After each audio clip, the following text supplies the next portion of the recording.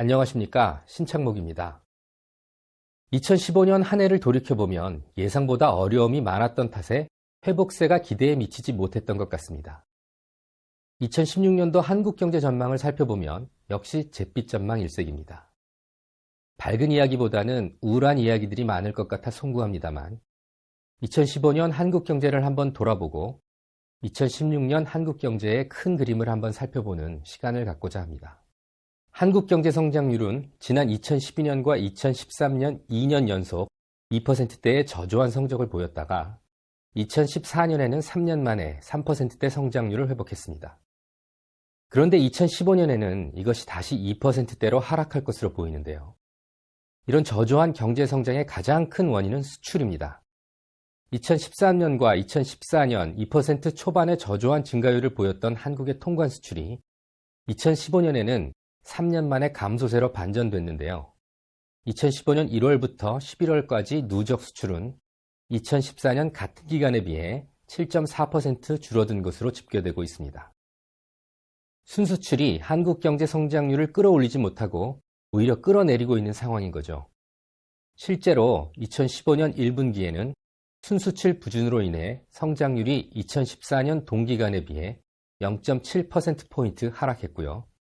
2분기에는 1.1%포인트, 3분기에는 1.3%포인트나 하락했습니다. 이처럼 한국의 수출이 감소세를 보인 것은 그동안 우리가 믿어왔던 글로벌 경기에 대한 일반적 통념 두 가지가 2015년에는 작동하지 않았기 때문인데요. 우선 미국의 소비가 증가하면 신흥국의 대미 수출이 증가하고 그로 인해 세계 경제가 회복세를 보인다는 미국 경기 회복의 확산 효과가 2015년에는 나타나지 않은 겁니다. 미국은 세계의 외로운 기관차라 불릴 만큼 경기 회복이 상대적으로 양호했는데요. 하지만 리쇼어링 장려와 같은 제조업 경쟁력 강화에 나서면서 소비가 회복되어도 과거보다 수입이 많이 늘지 않았죠. 때문에 신흥국 경제에는 과거보다 큰 도움이 못 되었습니다. 또 다른 이유는 저유가가 에너지 소비국의 경기 회복에 도움이 되지 못했다는 겁니다. 통상적으로 유가 하락은 생산 비용을 줄이고 가계의 실질 구매력을 키워 경기 회복에 도움이 되죠. 하지만 오히려 저유가로 글로벌 디플레이션 우려가 커졌고 원자재 생산에 의존하는 많은 신흥국들의 경제만 불안해졌습니다. 2015년 한국 경제 성장 부진의 또 다른 특징은 소비가 좀처럼 장기적 부진에서 벗어나지 못했다는 점입니다. 2014년의 세월호 사고에 이어 2015년에는 메르스 사태가 발생하면서 소비 심리가 냉각되고 내수 부진이 지속됐죠. 이런 경제 외적 소비 충격 외에도 가계부채 늦음과 전세 급등과 같은 주거비 부담 증대 등으로 인한 소비 여력 위축, 그리고 인구 고령화로 인한 소비 성향 저하라는 구조적 소비 부진 요인도 여전했습니다.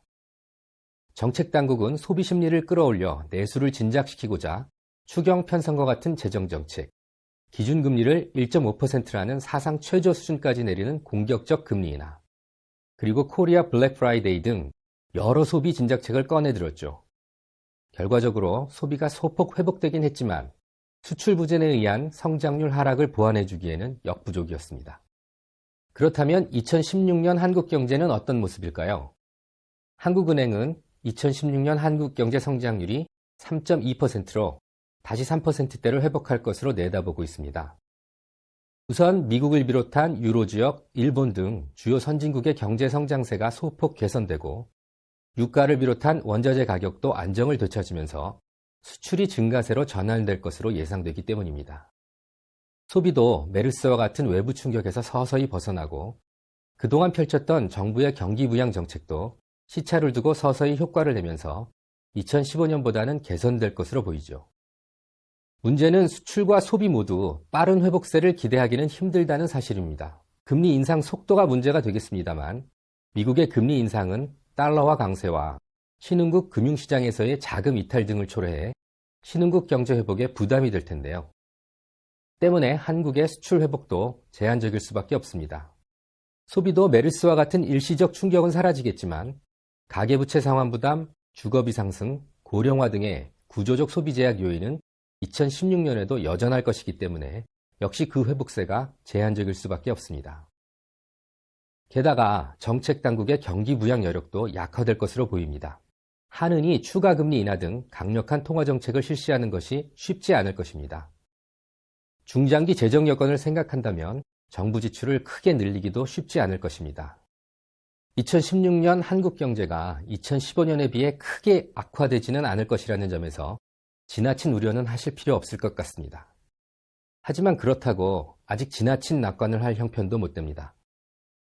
여전히 한국 경제는 위기 국면에 있다는 건전한 위기의식을 가지고 어려운 대내외 환경에 맞서 경기 침체 리스크를 극복하는 데 모든 역량을 결집해야 할 것입니다. 2016년에도 경제적으로 쉽지만은 않은 한 해가 되겠지만 여러분들의 노력으로 한국 경제가 저성장의 터널을 벗어나는 희망의 한 해가 되기를 소망합니다. 감사합니다.